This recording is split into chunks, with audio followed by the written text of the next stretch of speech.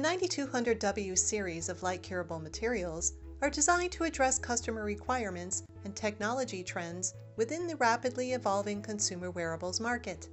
Made for applications where skin sensitivity or proximity is a concern, these adhesives and encapsulants are used to assemble non-medical grade consumer wearables.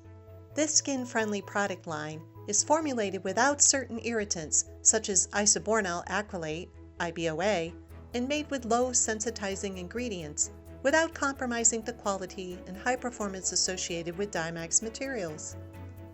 The products also address issues associated with assembling devices that cannot be hermetically sealed or a customer's restricted substance requirements.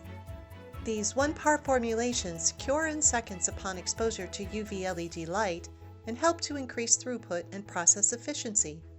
The adhesives have no solvents added and are RoHS compliant for greener, more eco-friendly manufacturing, and are available with unique features such as secondary moisture cure for shadow areas.